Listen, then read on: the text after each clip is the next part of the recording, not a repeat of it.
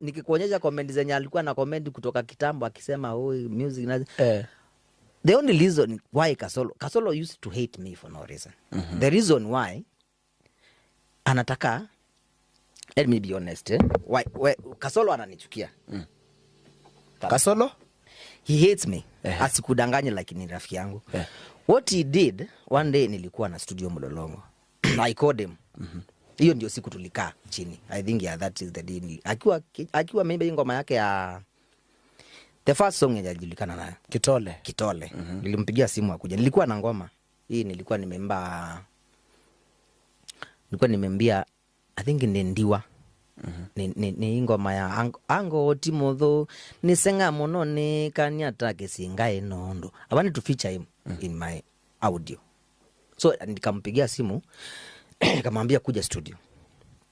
Akakuja. Sasa hizo ameshakuwa star. Ndiye alikuwa anaanza, si ati ni sahi. Ndiye alikuwa anaanza, alikuwa anajulikana sana. He was still young. Hata sijui kama alikuwa na gari. He was driving some, nilikuwa na Mark back then. So alikuwa amepata pesa. So akakuja studio, nikamwelezea what I want us to do. Hiyo ngoma nilikuwa nataka ukisikia ngoma, hata ukiweka usikie utasikia iko na I note, ni senga mono ni kanyata kisingae nondo, alafu kuna Anisa. Pena the na wikuito hivyo. So I wanted him, ni orphan. So I wanted him to feature in my song. It could be a big hit. Yes. So nikamwambia tuimbe. Hakuwa na a lot of issues. So alikuwa na watu wana back up. Akaniambia sawa tutafanya. Hakuwa na shida. So akapigia back then alikuwa na, kuna huyu mtangazaji alikuwa ndio Siombua Mwele. Yes. He was one of mwenye alikuwa na wainua, mwenye alikuwa back. So akampigia, the advice alipata kutoka kwa Siombua, alimwambia hapana, don't do it.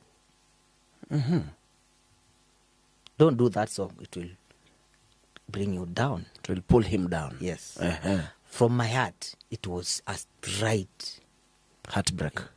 Mimi nilikuwa nataka tuimbe tu, sikuwa na any intention.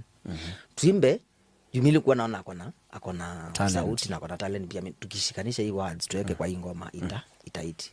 The song went out and hit anyway. Without him. Ikakuwa hit. But sasa hiyo ndio siku tulipatana. So after ashaenda, he changed to something I don't know. Ni vitu zingeziezi ongea sana huku like too much but he did some things that I didn't like. Like kusema